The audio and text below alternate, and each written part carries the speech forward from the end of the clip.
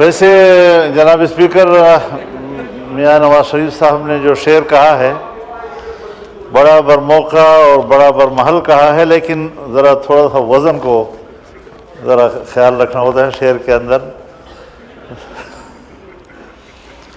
زہر بھی دیتے ہیں کہتے ہیں کہ پینا ہوگا، اس میں تو نہیں لگانا ورنہ شعر کا بیڑا غرق ہو جاتا ہے.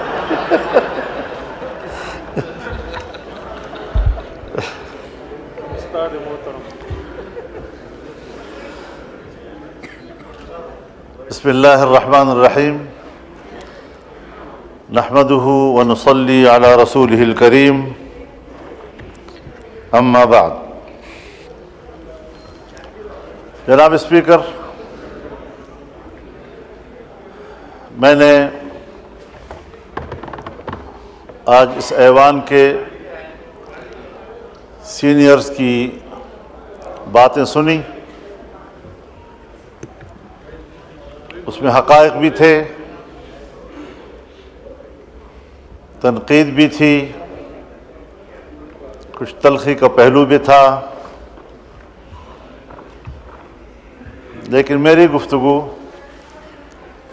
تنقید کے بدلے تنقید پر مبنی نہیں ہوگی، بلکہ تعریف کے بدلے تعریف پر مبنی ہوگی.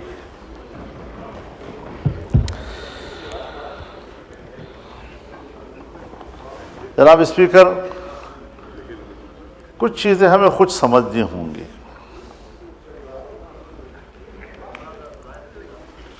آج ہم جس موضوع پہ بات کرنے کے لیے بیٹھے ہیں اور آج ہم جو آئینی ترمیم پاس کرنے جا رہے ہیں، اس کا آغاز کب ہوا، اس کا سبب کیا بنا؟ Please lower your voices. Thank you. جی یہاں ایک مسئلہ اٹھا تھا کہ سپریم کورٹ کے جج صاحبان کی مدت ملازمت میں اضافہ کر دیا جائے. ایک یہ بھی تجویز تھی کہ ججوں کی تعداد میں اضافہ کیا جائے، اور یہ بحث میڈیا میں زیادہ چلتی رہی. باضابطہ طور پر ہمارے سامنے ایسی کوئی بات نہیں آئی، لیکن بالآخر پارلیمان کے اندر سے بھی، سیاسی حلقوں کے اندر سے بھی جب اس قسم کی باتیں ہمیں یہاں پہنچی تو میں نے اس وقت اسی فلور پہ یہ عرض کیا تھا کہ یہ ایک آئینی ترمیم ہوگی، اور آئینی ترمیم کا موضوع شخصیات ہیں. یہاں پر اصل میں جھگڑا شخصیات کے حوالے سے ہے کہ اگر ایک جج ہے تو اس سے حکمران پارٹی گھبرا رہی ہے، اگر دوسرا جج ہے تو اس سے حزب اختلاف کی جماعت جو ہے وہ گھبرا رہی ہے، اور ایک کی کوشش یہ ہے کہ فلاں جج ہو، دوسرا کہتا ہے کہ فلاں جج ہو. اس چیز میں ایک مسئلہ پھنس گیا تھا، جس کے لیے میں نے عرض کیا تھا کہ آئینی ترمیم کو شخصیات کے تنازع میں یرغمال نہ بنایا جائے، بلکہ آئینی اصلاحات لائی جائے باقاعدہ طور پر، اور ملک کے عدالتی نظام کو ٹھیک کیا جائے.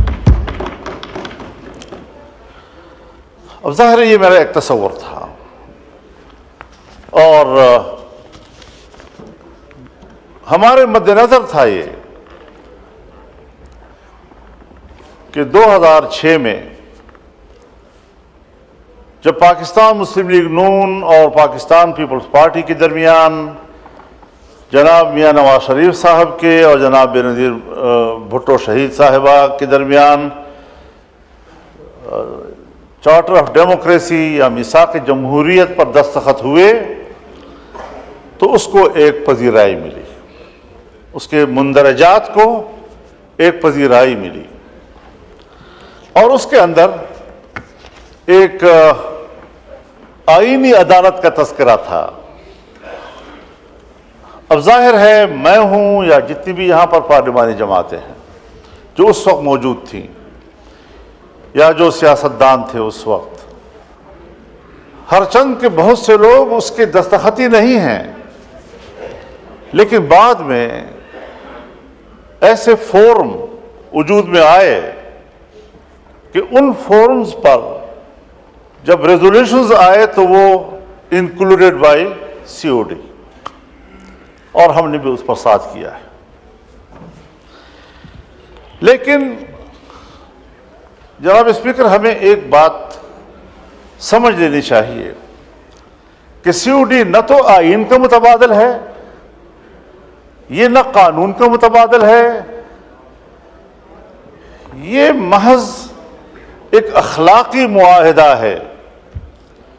ملک کے نظام کو بہتر کرنے کے لیے ہم اس سوچ پہ اتفاق کرتے ہیں، اور اپنے سیاسی اور جمہوری سفر میں جہاں ہمیں کوئی مشکل درپیش آئے گی تو ہم اس باہمی اخلاقی معاہدے سے رہنمائی حاصل کریں گے۔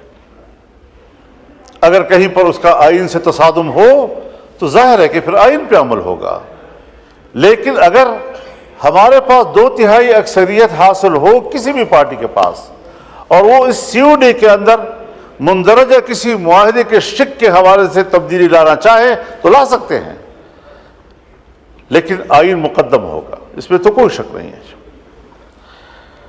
جناب اسپیکر،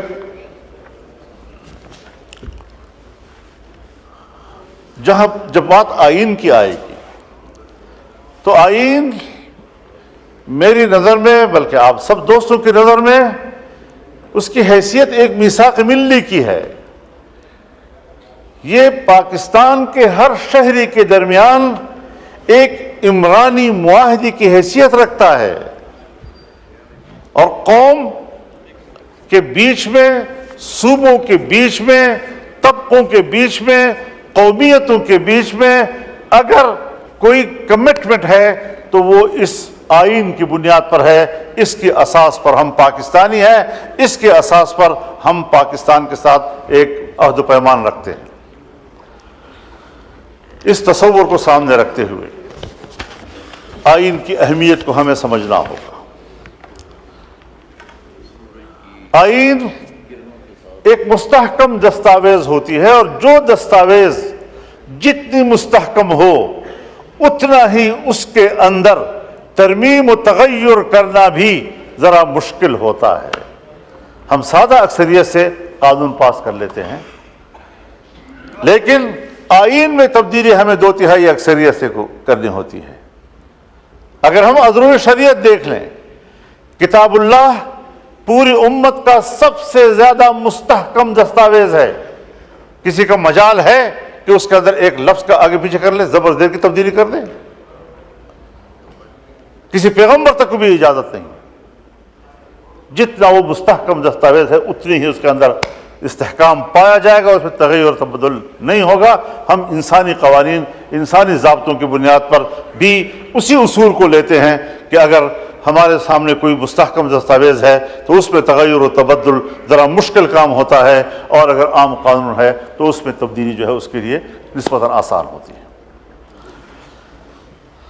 ہم ذرا آئین کی بھی تاریخ دیکھ لیں، اور ہم ذرا آئینی ترامیم کی بھی تاریخ لے لیتے ہیں۔ میں ان متنازع ترامیم کی بات نہیں کرتا جو کسی نے یا اپنی اکثریت کی بنیاد پر کرا دیے یا کسی ڈکٹیٹر نے کرا دیے۔ میں ان مثالوں کو مد نظر رکھوں گا جو ہمارے لیے آئیڈیل ہو سکتے ہیں، اور جس کو ہم اپنے لیے ایک رہنما اصول کے طور پر اپنا سکتے ہیں۔ جیسے کہ میرے عزیز گرامی بلاول بھٹو صاحب نے اس کا ذکر بھی کیا، اور میں بھی بڑے فراخ دلی کے ساتھ آج کی اس آئینی ترمیم کو آخری شکل دینے میں ان کی بھرپور کاوشوں کو خراج تحسین پیش کرتا ہوں۔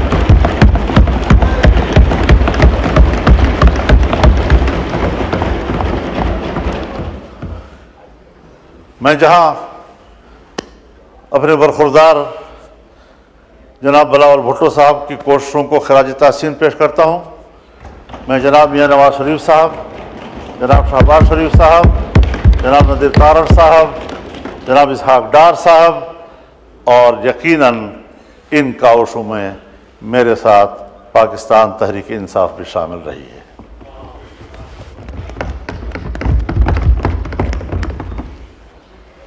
میں نے خود اس میں جو کردار ادا کیا، جو اللہ نے مجھے توفیق دی، میں نے اپنی بھرپور کوشش سے ایک متفقہ آئینی ترمیم بنانے میں محنت کی اور کوشش کی، اور اللہ کے فضل و کرم سے اللہ نے مجھے اس میں کامیاب کیا ہے.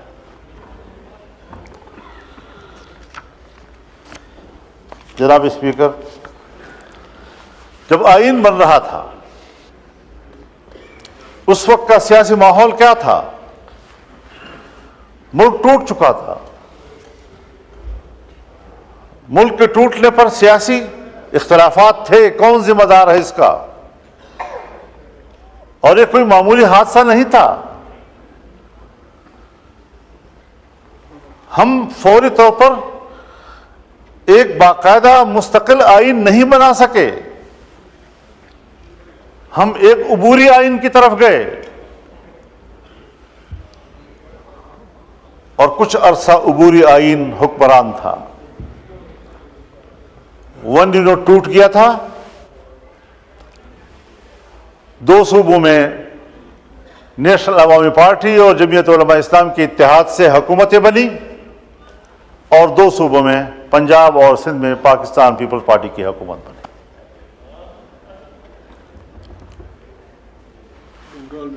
ایسے وقت میں جبکہ بلوچستان اسمبلی کو توڑ دیا گیا اور جس پر احتجاج کرتے ہوئے میرے والد صاحب جو اس وقت صوبہ سرحد کے ونی روڈ کے بعد پہلے وزیر اعلیٰ تھے، انہوں نے احتجاجاً استعفیٰ دے دیا اور 9 مہینے سے زیادہ ان حکومتوں کی عمر نہیں رہی. اب ظاہر ہے کہ یہی چیزیں سیاسی ماحول میں شدت پیدا کرتی ہیں، اور اس شدت کے ماحول میں یہ تمام قیادت بیٹھی، جس میں خان عبدالولی خان موجود تھے، جس میں میرے والد مولانا مفتی محمود موجود تھے، جس میں پروفیسر غفور احمد موجود تھے، جس میں مولانا شاہ احمد نورانی موجود تھے، جس میں چودھری ظہور اللہ موجود تھے، جس میں محمود علی قصوری موجود تھے، جس میں غوث بخش بدنجو موجود تھے. ان تمام اکابرین نے جناب ذوالفقار علی بھٹو اور ان کی جماعت کے ساتھ بیٹھ کر 73 کے آئین پر دستخط کیے. ایک متفقہ آئین اس قوم کو عطا کیا. بکھرے ہوئے سیاسی ماحول میں انہوں نے جس ذمہ داری اور بالغ نظری کا مظاہرہ کیا وہ ہمارے لیے آج ایک مثال ہے، مشعل راہ ہے، اور ہمارا فرض ہے کہ ہم ان کو ایک اچھے مثال کے طور پر پیش کر کے اس کی پیروی کریں. جناب اسپیکر، یہ بڑے لوگ تھے، اب وہ نہیں ہیں. اب ہم جیسے ناکارہ لوگ بھی بڑے کہلاتے ہیں.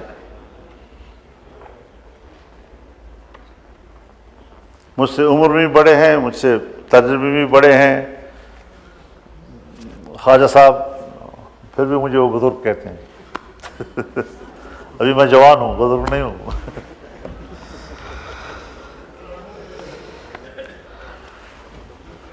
لیکن جب 18ویں ترمیم کے لیے ہم بیٹھے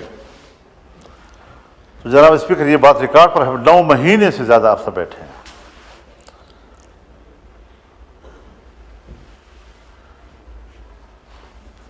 میاں رضا ربانی صاحب اس کی چیئر کر رہے تھے، ہمارے اسحاق ڈار صاحب اس میں موجود تھے،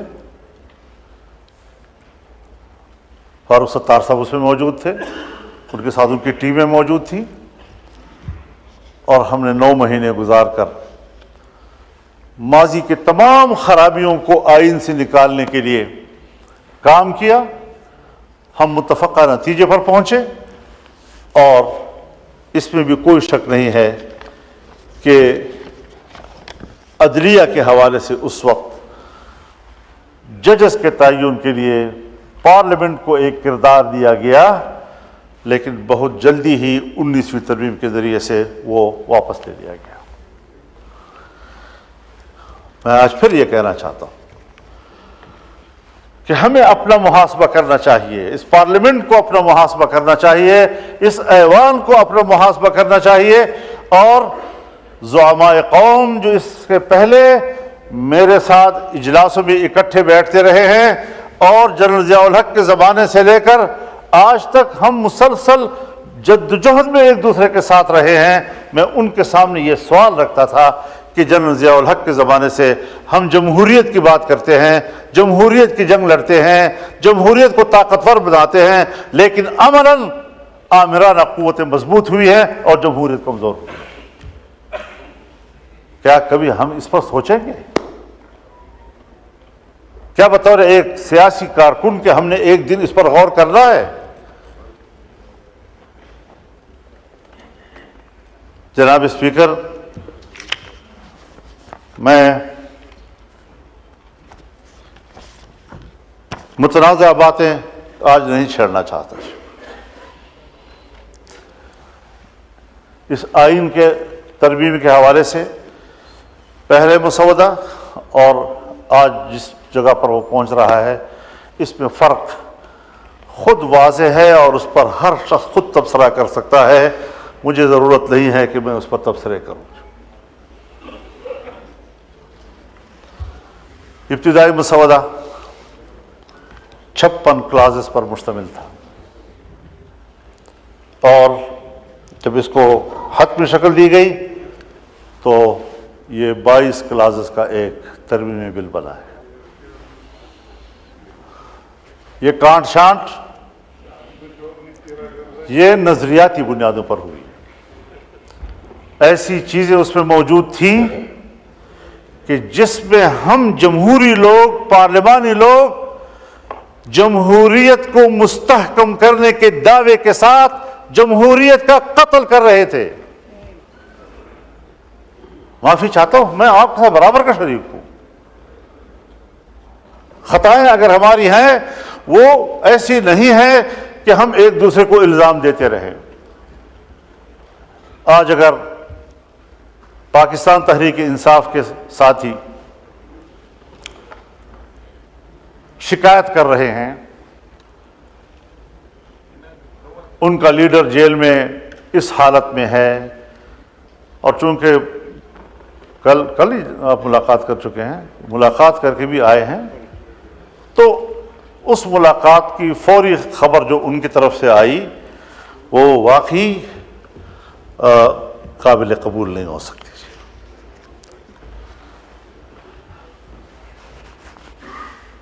جلسے اجتماعات وہ ایک جمہوری حقوق ہیں، اگر جمہوری حقوق میں کے دائرے میں کوئی فیصلہ کرتا ہے، جلسہ کرتا ہے، اس کو جلسے کا حق ہے۔ لیکن میں ایک بات واضح کر دینا چاہتا ہوں کہ اگر میاں نواز شریف صاحب پر ظلم ہوتا ہے، میاں شہباز شریف صاحب پر ظلم ہوتا ہے،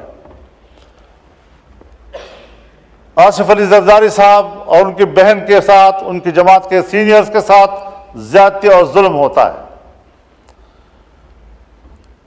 اور میں ان کے ساتھ شانہ بشانہ کھڑا ہوں،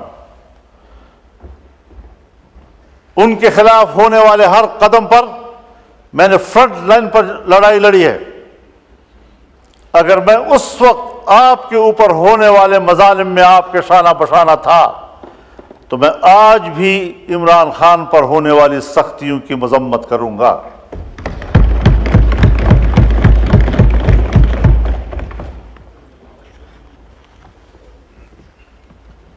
اس میں کوئی شک نہیں ہے کہ ایسے حالات پیدا کیے گئے کہ اپوزیشن تقسیم ہو جائے، لیکن میں نے نہ حکومت اور اپوزیشن کو تقسیم ہونے دیا ہے، اور نہ اپوزیشن کو آپس میں تقسیم ہونے دیا ہے، اور نہ پیپلز پارٹی اور مسلم لیگ کو آپس میں تقسیم ہونے دیا ہے۔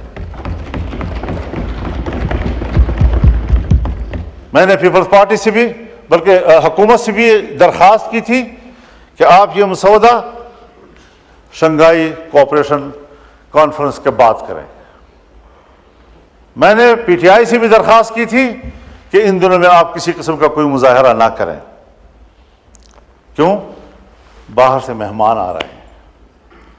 مہمان ویسے بھی قابل قدر ہوتا ہے.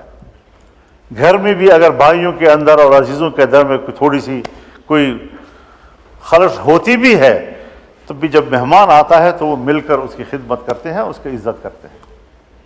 تو پھر گھر کے داخلی اختلافات اور ناراضگیاں بھول جاتے ہیں. یہ ہمارے معاشرے کا اساس ہے اور میں نے اسی بنیاد پر یہ بات کہی تھی.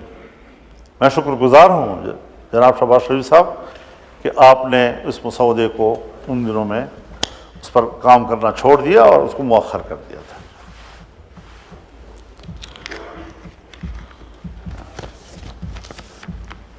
ان کاوشوں سے اور ان تبدیلیوں سے اس آئینی ترمیم کا جو مفہوم اور جس کا تصور تھا وہ مکمل تبدیل ہو گیا. ابتدائی مسودے کا تصور بالکل مختلف تھا اور اب جو چیز ہم پاس کر رہے ہیں اس کا تصور اس سے بالکل مختلف ہے. اور اس صورت میں ہمیں کسی قیمت پر قابل قبول نہیں تھا اور آج ہم متفقہ طور پر اس کو دستاویز بنا کر اسمبلی سے پاس کرانا چاہتے ہیں, پارلیمنٹ سے پاس کرانا چاہتے ہیں.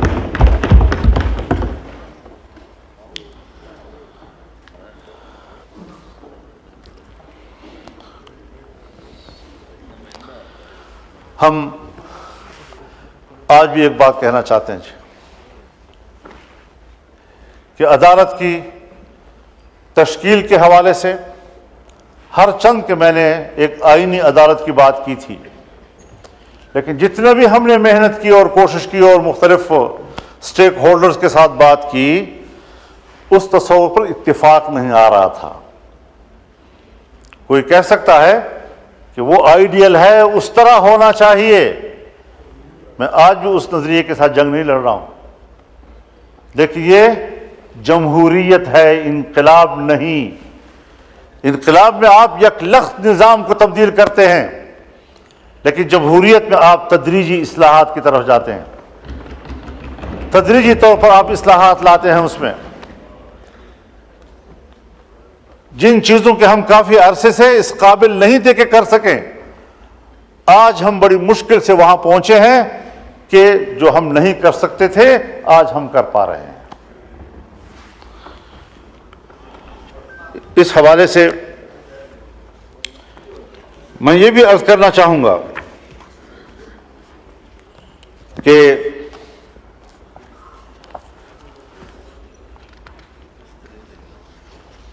پارلیمنٹ کو ایک بہت بڑا شرف حاصل ہو رہا ہے.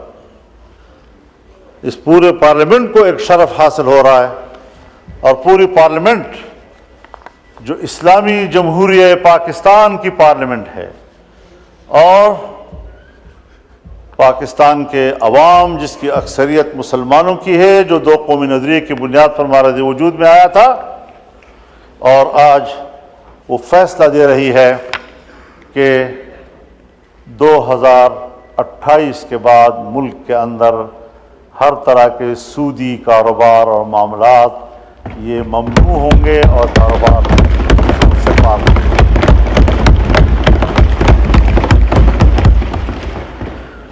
یہ آج بہت بڑا فیصلہ ہم نے کیا ہے. ہمارے کورٹ نے فیصلہ کیا,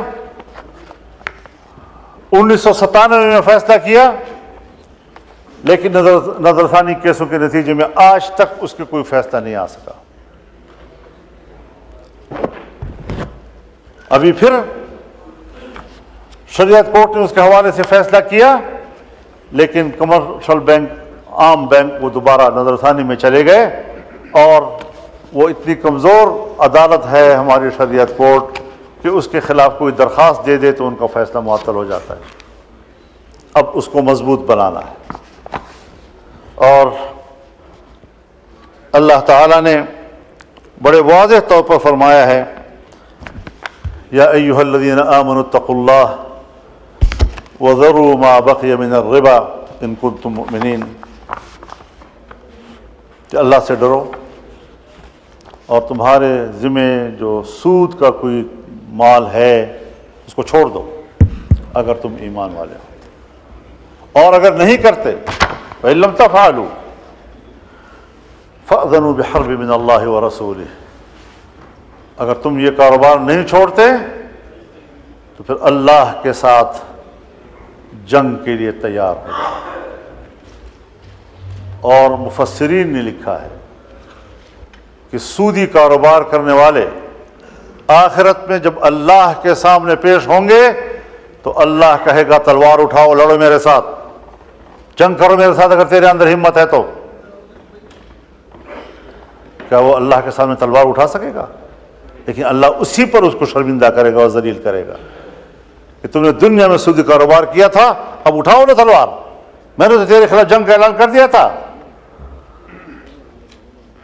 تو اس حوالے سے میں شکر گزار ہوں کہ حکومت میں شامل تمام جماعتوں نے ہمارے اس ترمیم کو قبول کر لیا ہے، اور ہم اللہ سے من حیث القوم معافی مانگیں، اور یہ پارلیمنٹ قوم کی نمائندہ ہے۔ ہم جب یہاں پر بیٹھ کر اس 77 سالوں کا جرم اس پر اللہ سے معافی مانگیں گے تو اللہ غفور الرحیم ہے، انشاءاللہ وہ پورے قوم کو معاف کر دے گا۔ ہر بات یعنی آپ خود اندازہ لگائیں، جب پاکستان بنا اور ہم نے اسٹیٹ بینک آف پاکستان بنایا تو اسٹیٹ بینک آف پاکستان کی افتتاحی تقریب سے قائد اعظم محمد علی جناح نے خطاب کرتے ہوئے فرمایا کہ مغرب کے نظام معیشت نے ہمارے لیے مشکلات پیدا کی ہیں، بلکہ انسانیت کے لیے مشکلات پیدا کی ہیں۔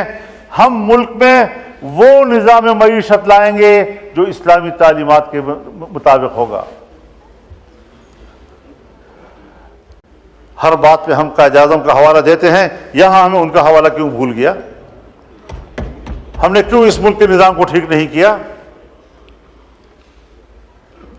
تو یہ بھی آج اس ترمیم کی بہت بڑی کامیابی ہے، اور ساتھ میں شریعت کورٹ کے فیصلے جو لامحدود وقت کے لیے معطل رہتے تھے، اب اسے 1 سال تک کے لیے اس کی حد مقرر کر دی ہے کہ اگر 1 سال کے اندر تک اس کا فیصلہ نہ ہوا تو پھر آگے جا کر سپریم کورٹ اس پر کوئی رائے دے سکے گا، لیکن وہ پابند ہوگا اس کا۔ اور شریعت کورٹ کے اندر کے ججز وہ اپنی کورٹ کا چیف جسٹس نہیں بن سکتا تھا، آج کے بعد وہ خود اپنے عدالت کا چیف جسٹس بن سکیں گے۔ اسی طریقے سے اگر شریعت کورٹ کے فیصلے کے خلاف اپیل کی گئی اور 1 سال میں کوئی فیصلہ نہ آیا اس اپیل کے حوالے سے، تو شریعت کورٹ کا فیصلہ خود بخود مؤثر ہو جائے گا۔ یہ بھی ایک بڑی مثبت پیش رفت ہے اس حوالے سے، اور میں شکر گزار ہوں کہ ہماری اس وقت جو حکومت میں بیٹھے ہوئے اراکین ہیں انہوں نے اس کو حمایت بخشی ہے۔ اس حوالے سے اسلامی نظریاتی کونسل کی سفارشات، ہم سن 1973 کے آئین کی بات کرتے ہیں، ہم سن 1973 کے آئین کی ترامیم کی بات کرتے ہیں۔ سن 1973 کے آئین کے بنتے ہی اسلامی نظریاتی کونسل قائم ہوئی۔ سوال پیدا ہوا کہ جب ہم نے آئین میں کہہ دیا ہے کہ اسلام پاکستان کا مملکتی مذہب ہوگا، جب ہم نے آئین میں کہہ دیا ہے کہ تمام قوانین قرآن و سنت کے تابع ہوں گے، جب ہم نے آئین میں کہہ دیا ہے کہ کوئی قانون قرآن و سنت کے خلاف نہیں ہوگا، شریعت کے مطابق قانون، اب یہاں پر تو مسلکی اختلافات ہیں، مذہبی اختلافات ہیں، کس فرقے کے قواعد و ضوابط اور ان کے فقہ کے تابع قانون بنے گا؟ تو یہ ایک کونسل بنائی گئی جس میں تمام مکاتب فکر کے علماء کی نمائندگی، ماہرین قانون و آئین، ریٹائرڈ ججز اس کے رکن بنے۔ لیکن آج 2024 تک سن 73 میں بنے ہوئے اسلامی نظریاتی کونسل کی سفارشات پر جو کہ مکمل ہو چکے ہیں، ایک قانون سازی بھی نہیں ہوئی، ایک قانون سازی بھی کیا یہ ہم سب کے لیے باعث شرم بات نہیں ہے؟ تو اس حوالے سے آج حکومتوں کو از روئے آئین و دستور پابند کیا جا رہا ہے کہ 1 سال کے اندر اندر آپ کو ایوان میں بھی پیش کرنا ہوگا اور ایوان اس سفارشات پر قانون سازی کے لیے غور و فکر شروع کرے گا، بحث بھی کرے گا اس کے اوپر۔ اور ہاؤس میں کوئی نیا مسئلہ آ گیا، ایک ممبر اٹھتا ہے اور کہتا ہے کہ اس مسئلے کو شریعت کورٹ میں اسلامی امدادی کونسل میں بھیجا جائے۔ پہلے 40% ہاؤس کے اراکین ووٹ کرتے تھے، تب جا کر وہ اس قابل ہوتا تھا کہ اسلامی امدادی کونسل میں جا کر اس کو حوالے کر دیا جائے۔ اب اس کو آسان بنایا گیا، 25% پر لایا گیا ہے۔ تو یہ بھی ایک بڑی کامیابی ہے، ایک پیش رفت ہے کہ ہم کچھ اس ملک کی اسلامی شناخت کی طرف آگے بڑھ رہے ہیں۔ اور آج کی اس ترمیم میں ان باتوں کی شمولیت کے بعد میں سمجھتا ہوں کہ اس ایوان نے 77 سال سے ہم جس چیز کے منتظر تھے اس حوالے سے ایک مؤثر پیش رفت کی ہے، اور اس پر پورا ایوان مبارکباد کا مستحق۔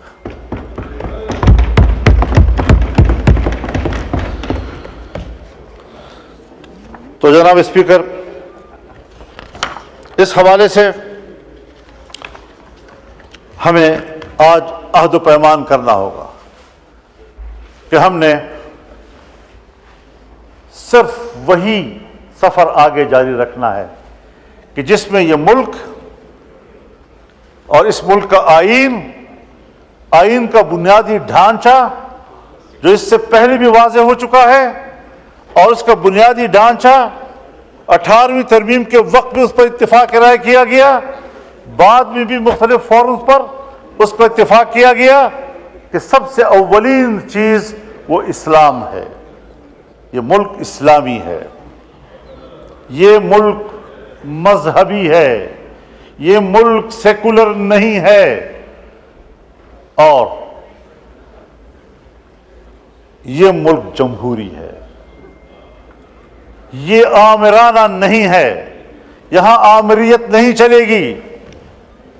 تو ایک مذہبی ملک ہے، اسلام اس کا مذہب ہے، اور دوسرا یہ جمہوری ملک ہے، یہاں پر کوئی آمریت نہیں ہوگی۔ جمہوریت کا لفظ یہ آمریت کی نفی کرتا ہے۔ اور تیسری چیز ہمارا وفاقی نظام ہے کہ ایک وفاق کے نیچے 4 وحدتیں ہیں، مزید بھی ہو سکتی ہیں، لیکن اس میں آئینی ترمیم کرنی ہوگی۔ تو یہ بھی ایک بنیادی چیز ہے کہ ہم ایک وفاقی نظام رکھتے ہیں اور ہم کسی ون یونٹ کو تسلیم نہیں کریں گے، اور صوبوں کے اختیارات ہوں گے۔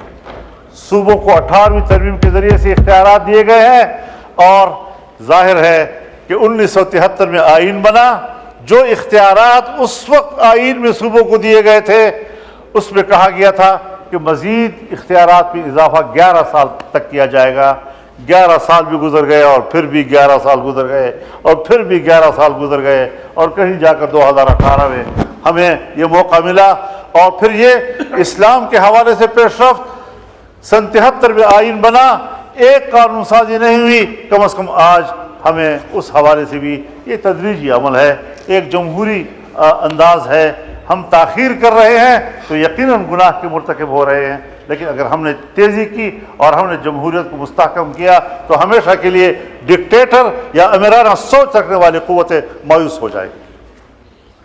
ہم نے ہمیشہ ان کو دعوت دی ہے، ہم اس کے گناہ گار ہیں، ہم نے غلط فیصلے کیے ہیں ہمیشہ اس حوالے سے۔